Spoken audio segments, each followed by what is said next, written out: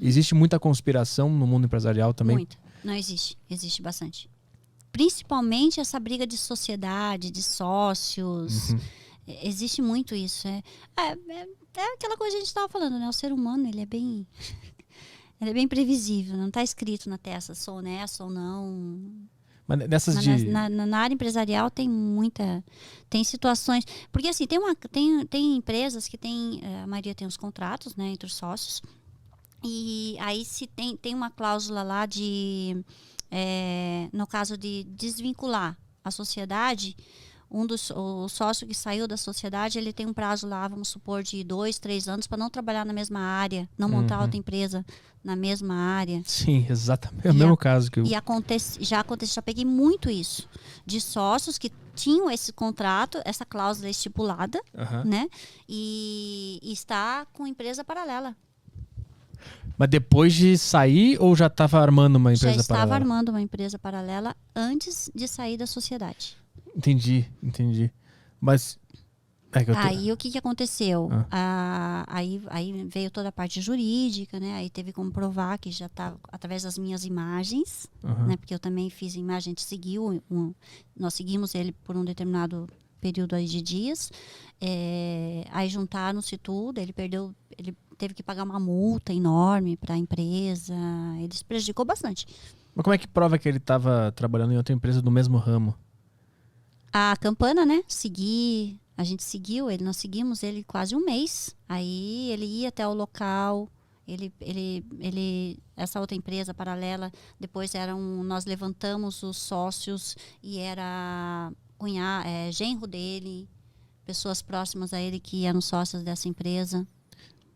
E era paralela. Então gerou aí uma informações, aquela coisa de levar informações privilegiadas. Eles estão fazendo isso, vamos fazer tal coisa, entendi. Entendeu? Então gerou isso também. Então nós levantamos os sócios, claro que nós fizemos a Campana para seguir ele, para ver onde era essa empresa paralela, que era a mesma que ele tinha ali na sociedade. Saquei.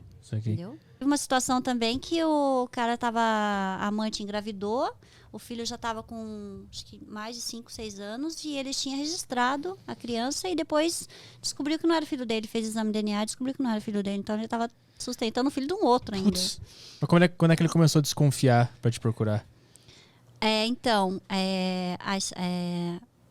A amante deu um jeito da esposa ficar sabendo. Aí a esposa descobriu dessa traição dele. Aí a esposa foi ligeira, a hora que viu a criança, falou, não, vamos fazer exame de DNA. Você fez exame de DNA? Ele falou, não fiz. Então vamos fazer, né? Aí fez. Não era filho dele. Eu recebi um e-mail esses dias, no Saco Cheio de Sexta-feira, no outro podcast que eu tenho. Sim. Do demônio. É a mesma história. Qual que era? Eu não lembro. Demônio? Um cara mandou uma história que ele era da igreja e aí tinha um pastor que transou com a mulher e engravidou a mulher. Tipo, o pastor foi lá e prometeu pro cara lá, pro João, né? Deus vai te dar uma coisa boa na vida aí, vai te dar um emprego e tal. E aí ele sempre ia lá na casa do João e da Joana pra rezar e tal. E aí o cara conseguiu esse emprego. E aí ele conseguiu o emprego, então ele ia trabalhar, né? Só que o pastor continuou indo na casa dele rezar só com a Joana lá. Então aí ele transou com a Joana, né? E aí, mas ninguém sabia. E aí a Joana engravidou. E aí quando ela engravidou e acusaram o pastor, tipo, ficou provado que era do pastor, ele falou que tinha sido o demônio, um bagulho assim, né? Tinha sido o capeta que tinha engravidado a Joana. Era assim a história, né? O capeta deve levar um monte de culpa nessas situações assim. Mas essa coisa das histórias inusitadas, nessa mesma história que ele tava... ele reconheceu um filho que não era dele, né? Aí depois ele pediu pra... Daí ele confrontou ela. E ele me contando, né? Falei assim, tá, e aí? O que você fez? Então, eu confrontei ela, perguntei, o filho não é meu, é de quem, né? Ela falou assim, não, sabe o que acontece? Ela contando pra ele, essa história também é complicado, né?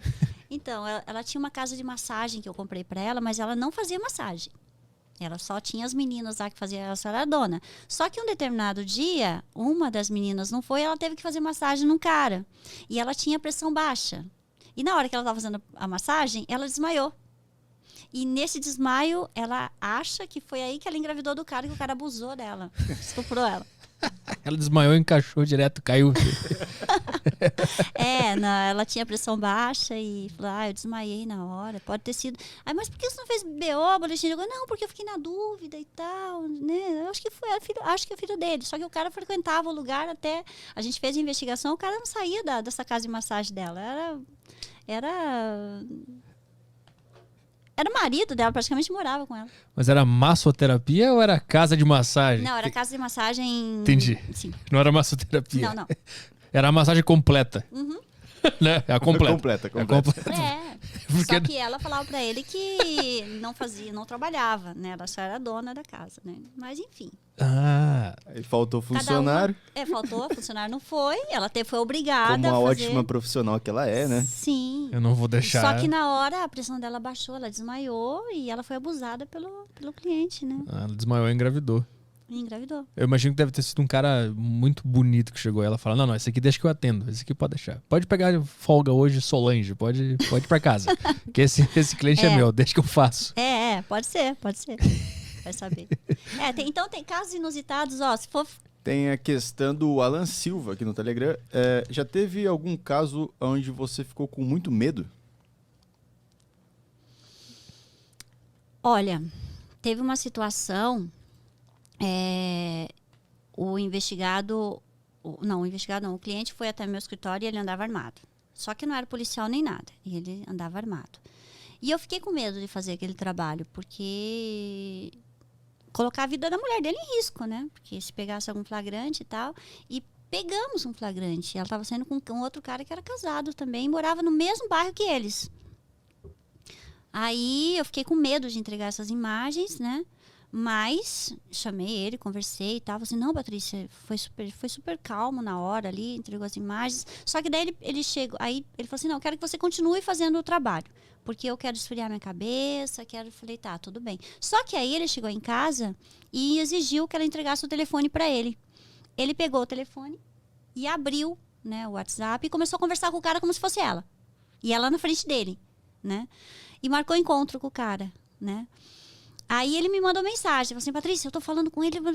Aí eu falei, não, você não vai fazer isso, você não vai se encontrar com o cara. Nossa, aí o agente estava seguindo, eu até liguei pro agente e falei assim, olha, suspende, porque eu não sei o que vai acontecer, né? E tentando acalmar ele e tal. Eu falei assim, não, Patrícia, eu sei que a hora que o cara chegou, ele metralhou o carro do cara. Caralho. Ele metralhou o carro do cara. Assim? Sim, a hora que e o agente e o investigador que estava seguindo, ele não me obedeceu. Ele continuou fazendo as imagens. Falei, e ele mandou as imagens para mim. Eu fiquei em pânico. Falei, puta, acabei com a vida do cara, né? Aí ele me liga. Patrícia, fiz uma besteira. E eu já tremendo, né? Falei assim, você matou o cara. Meu Deus, você matou o cara. Aí ele... Você não sabe a merda que deu. Deu que merda que sei, você matou o cara. Não, eu não matei o cara. Eu falei, ufa, ainda bem que você não matou o cara. Olha a merda, eu não matei o cara não morreu. Eu falei, que bom que o cara não morreu, né? Tava indignado. Ufa. Eu não matei o cara. Nervoso. Ele não morreu. Você acredita que não pegou uma bala dele? Eu falei assim, graças a Deus que não pegou nenhuma bala dele. Você ia acabar com sua vida à toa. Nossa, aquele dia foi assustador.